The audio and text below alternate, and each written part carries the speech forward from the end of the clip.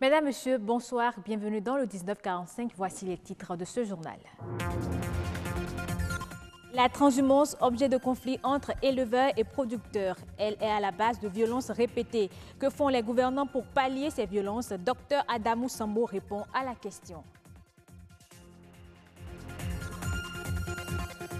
Pour ses vertus, l'huile d'olive est de plus en plus utilisée. Ceci aussi bien pour les besoins corporels que pour les besoins spirituels. On en parle dans ce journal.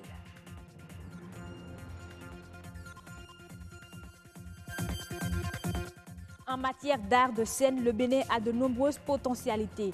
Malheureusement, les formations écoles et instituts adéquats font défaut. Voilà pour les titres de ce journal.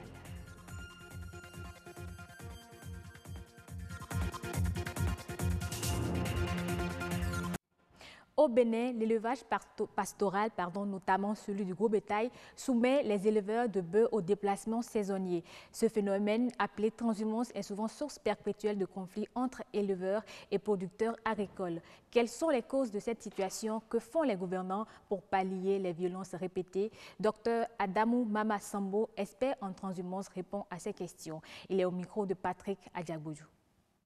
Dans le système de production pastorale, il y a la mobilité, c'est-à-dire à une période de l'année, les animaux confrontés à des difficultés, rareté de pâturage, rareté d'eau dans certaines régions sont obligés de se déplacer pour aller vers des régions où l'élevage est plus propice pendant cette période, donc entre 2, 3 voire 4 mois en fonction des zones. Et donc c'est cette mobilité-là saisonnière que l'on désigne par le thème transhumance. Les zones qui sont des zones de passage de prédilection des animaux, c'est des zones qui sont fertilisées par les bousses de vache, par les déjections, les urines. Et ces zones sont également en compétition. L'éleveur veut bien passer par là, l'éleveur veut séjourner là, mais quand l'éleveur quitte pour 2-3 mois, l'agriculteur vient s'installer pour produire. Donc vous avez des agriculteurs qui sont des provocateurs. On installe des périmètres maraîchers ou des champs qu'on appelle, dans notre jargon, des champs pièges, récoltés à moitié ou récoltés, on laisse quelques tiges pour que demain, quand il y a passage d'animaux, qu'on puisse soulever le problème pour se faire dédommager. Mais de l'autre côté, vous avez des éleveurs qui sont aussi, quand je parle de brebis galeuses dans les deux sens, il y en a qui, ils voient bien que c'est une parcelle qui a été emblavée, mais en passant, ils mettent ces animaux. Le troisième niveau de conflit, de source de conflit, c'est souvent les abattages des bœufs qui sont organisés et orchestrés par des divorcés sociaux de certains villages qui sont traversés par les transhumants. La première décision d'abord c'est de limiter en fait l'entrée des transhumants qui nous viennent des pays voisins, de circonscrire en fait la zone méridionale, c'est-à-dire à partir de Dassa jusqu'au littoral, que ce soit les transhumants qui nous viennent de l'extérieur ou les transhumants qui sont dans le haut nord et qui d'habitude descendent dans les zones méridionales pendant la saison sèche. Le gouvernement cette année a décidé de l'interdire, dans l'optique certainement de limiter un peu les casses entre les deux acteurs. Il a été arrêté, je donne un exemple, que chaque bête qui rentre, c'est-à-dire un bovin qui rentre au Bénin, doit payer 5 000 francs à l'entrée. Et pour les petits ruminants, donc les moutons et les cabris, c'est 1 000 francs par tête. Les comportements aussi, on ne doit pas faire le pâturage nocturne. Quand on arrive, il faut avoir une pièce d'identité. À défaut d'une pièce d'identité, il faut avoir le certificat international de transhumance. Et ensuite, il y a une fiche qui a été élaborée au niveau gouvernemental, au niveau de notre pays, une fiche d'identification pour suivre les transhumants qui rentrent. Je ne sais pas s'ils ont prévu aussi un badge pour les identifier parce qu'ils sont étrangers. Mais ce sont des dispositions qui sont officiellement, qui étaient prévues. Maintenant, est-ce que c'est mis en œuvre réellement? Je ne sais pas encore, parce que je n'en vois pas encore les effets. Elle est utilisée partout dans le monde pour des besoins nutritifs, corporels et spirituels. Elle est conçue comme une huile à saveur exceptionnelle dans la gastronomie. Au Bénin, de nombreux consommateurs l'utilisent, mais elle reste tout de même la seule huile utilisée pour les besoins spirituels. Allons à la découverte de cette huile dans ce reportage réalisé par Aliou Alaka et Gloria Oni. L'huile d'olive est classée comme l'huile renfermant plus de vertus thérapeutiques, nutritionnelles et spirituelles. L'huile d'olive extra vierge est reconnue pour ses bienfaits tant pour la santé que pour la beauté. Vous avez aussi certaines vitamines, dont la vitamine E et la vitamine K. Ces vitamines sont des vitamines à la fois. L'une est une vitamine qu'on sollicite comme antioxydant, l'autre une vitamine qui aide beaucoup à la formation des os et puis qui joue un rôle anticoagulant, un rôle de coagulation au niveau du sang. Elle est appréciée pour ses graisses monoinsaturées pouvant protéger contre les maladies cardiovasculaires. À l'origine, l'huile d'olive est considérée comme un symbole de paix, de sagesse et de bénédiction. Aujourd'hui, les hommes spirituels y communiquent le mystère et elle devient l'huile d'onction. Voilà, pour la consacrer, il faut la mettre sur l'autel, prier là-dessus pendant des jours avant qu'elle devienne consacrée. Pour ceux qui en raffolent physiquement comme spirituellement, l'huile d'olive est un excellent allié pour réguler le taux de cholestérol dans l'organisme. Médecins et fidèles en témoignent. L'huile d'olive va également nous permettre de diminuer la tension artérielle, réguler le taux de cholestérol dans le sang. Parce que les triglycérides que l'huile d'olive contient vont assurer un bon fonctionnement comment on appelle, des lipoprotéines de haute densité qui ont la propriété d'acheminer le mauvais cholestérol vers le foie qui va les détruire, ce qui va favoriser une diminution de la tension artérielle. L'huile d'olive va également nous permettre d'éviter les risques de cancer. Je ne me sentais pas du tout bien, ma santé n'y était pas du tout, mais avec l'onction que l'homme de Dieu, le prophète, appliquait quotidiennement à chaque culte sur moi, je me suis retrouvée, j'ai été délivrée, ma santé est revenue et je me porte très bien. Parce qu'il est écrit dans les Écritures saintes que l'onction brise les jougs. Sa consommation spirituelle brise les jougs et celle physique embellit la peau et garantit un bon état de santé. Le Bénin dispose de grandes potentialités en matière d'art de la scène. Intermittents du spectacle, ces professionnels ne perceront qu'à force de travail et de formation. Mais depuis toujours, le pays manque d'écoles, d'instituts de formation dans le domaine.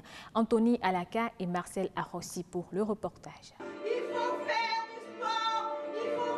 Les arts du spectacle vivant regroupent un grand nombre de disciplines qui exigent la représentation devant un public. Sous d'autres cieux, il existe des instituts de formation en la matière. Mais au Bénin, il n'y en a presque pas.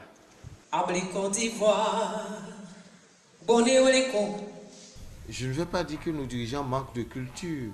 Je ne veux pas dire non plus qu'ils ont toujours manqué d'ambition. Mais tout peut porter à croire ça. Parce que quand je prends l'exemple de la Côte d'Ivoire, le Bénin, le Dahomey d'alors, sous la conduite du directeur de la culture, de la jeunesse et des sports, du nom de Campbell Flavien, devant les plus grandes nations du monde, le Dahomey d'alors avait eu le premier prix. Premier prix en théâtre au Festival des Nations. C'est depuis 1962.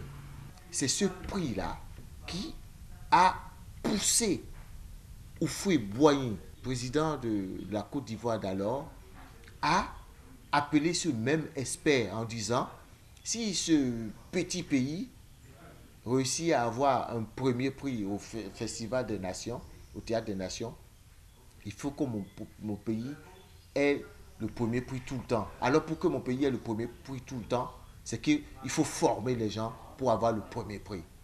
C'est une école que moi je veux, non un spectacle. C'est comme ça que l'INA, l'Institut d'art de la Côte d'Ivoire, est né. Par un coup de tête, par un sursaut d'orgueil, et de patriotisme de Houphouët-Boigny.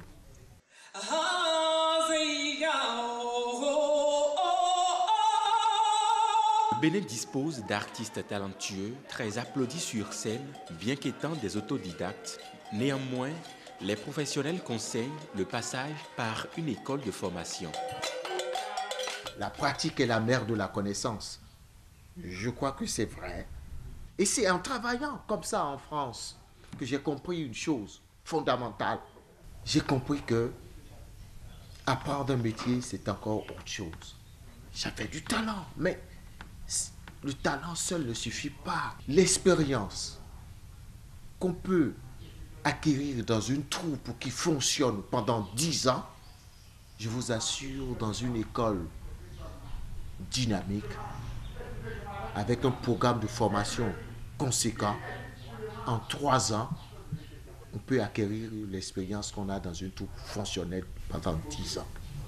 Artistes ou techniciens, ces métiers de passion se méritent et seuls les plus talentueux émergent. Une étude récemment réalisée montre que l'utilisation des pesticides a de graves conséquences sur les écosystèmes.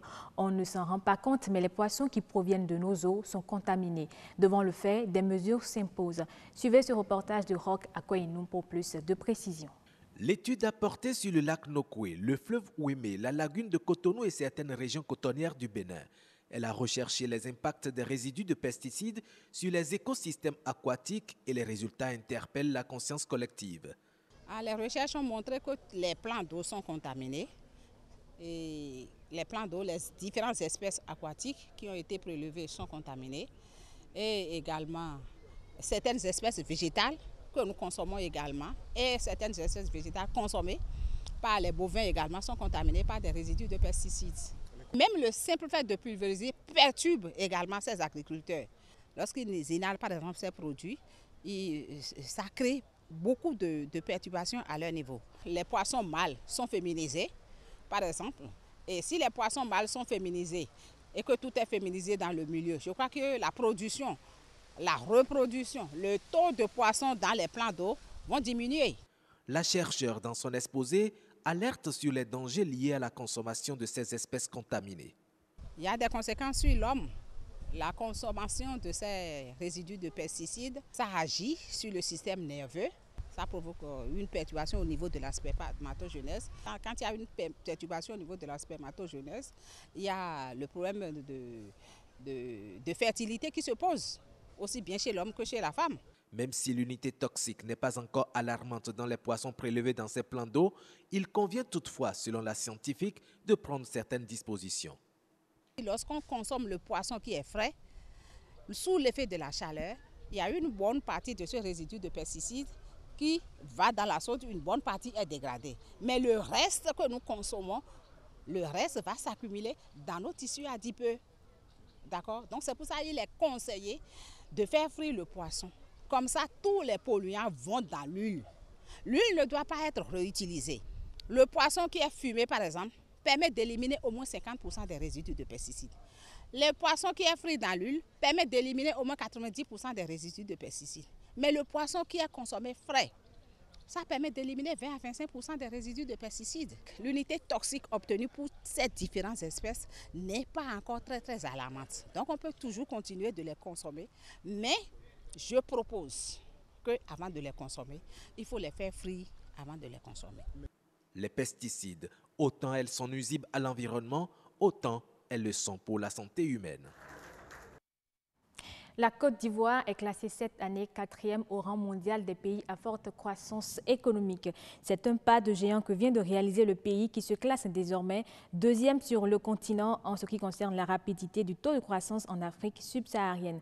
Sa croissance a atteint un niveau record de 7,6% en 2017. Le gouvernement burkinabé compte injecter 154,9 milliards de francs CFA en 2018 dans le cadre de la mise en œuvre de son plan d'urgence pour le Sahel. D'après les autorités, ces fonds serviront entre autres à la mise en œuvre de politiques multisectorielles dans les régions et les zones en proie à des problèmes d'insécurité. Cet effort devrait permettre à l'État de renforcer sa présence dans les régions des pays les moins développés du pays. Et ce sera tout pour cette édition. Merci de l'avoir suivi. Bonne fin de week-end sur BB24.